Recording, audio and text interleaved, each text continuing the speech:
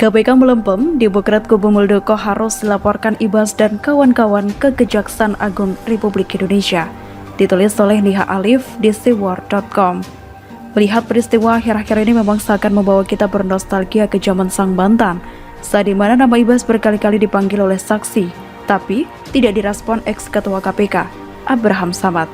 Malah orang lain yang disebut tidak menerima apapun ikut dijebloskan ke penjara, yakni Anas Urbaningrum. Inilah hebatnya SBY, seketika membalikan nyali KPK, dari era Antasari yang pemberani menjadi KPK pengecut setelahnya hingga kini. Namun Tuhan masih sayang pada bangsa ini.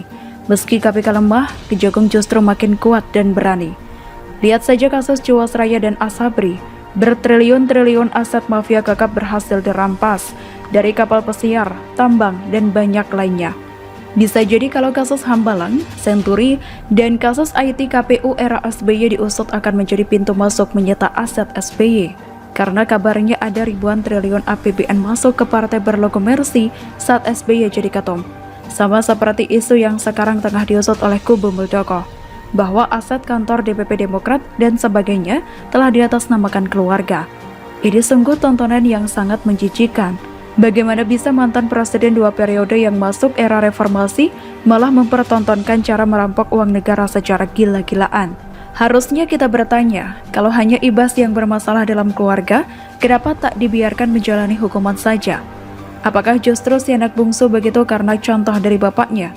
Bahkan kasus suap impor daging sapi yang sempat menyeret nama almarhum ibunya yang jelas dari besan, anak, dan mungkin kerabat lain tak jauh-jauh dari mental korupsi. Kalau Kubu Muldoko mau serius membersihkan SBY, jangan ragu untuk menggandeng kejaksaan. Paling tidak masih ada harapan baru ketimbang menunggu KPK yang tidak ada gebrakan sama sekali. Lihat saja kasus korupsi RJ Lino yang menyusut angkanya dari triliunan menjadi ratusan juta dalam 5 tahun.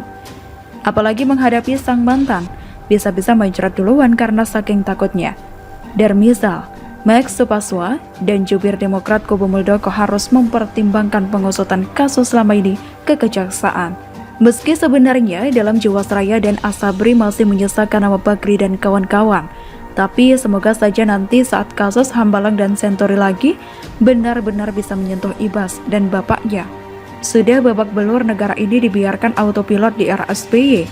Ditambah banyak proyek mangkrak dari Hambalang, mobil internet, hingga proyek pembangkit listrik. Sudah begitu catatan uangnya juga tidak kalah banyak dengan era Orba. Era SBY juga tercatat memberi izin penggunaan hutan kedua terbanyak setelah Orba.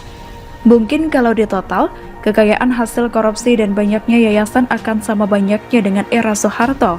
Jangan sampai ada lagi orang tamak setelah Soeharto dan SBY. Apalagi kecenderungan keduanya yang ingin memperkaya diri dan keluarga. Tidak hanya Partai Demokrat yang harus diambil alih, tapi kekayaan milik bangsa yang sudah dirampok habis oleh 2 dinasti. Meski hingga kini kita jauh bisa melihat jelas bentuk aset milik keluarga Cendana ketimbang Cikeas. Inilah makanya tugas aparat penegak hukum membersihkan sampah korupsi para mantan. Rizik, sang raja kekacauan sudah dibuat babak belur, tapi para donaturnya masih belum tersentuh. Malah dengan tidak tahu malu membikin puisi disolimi, padahal diri sendiri yang merampok kekayaan negeri. Anak-anaknya pun juga begitu, mengatai orang lain bermuka lebih tebal ketimbang tembok, padahal dirinya sendiri kulit mukanya lebih tebal ketimbang kulit badak. Semoga saja, setelah Anas keluar semua menjadi terang benderang. Satu persatu korban kezaliman SBY akan bersatu menghadapinya. Ditambah kekuatan para pendiri dan senior partai, mereka semua yang tahu borok SBY luar dan dalam. Mereka yang tahu apa yang menyebabkan Ibas tak juga dipanggil saat itu. Mungkin kalau KPK justru ketahuan mengkriminalisasi, bisa secepatnya saja ikut dibubarkan seperti FPI. Karena percuma juga ada KPK selama korupsi menyengat di ibu kota tak tersentuh.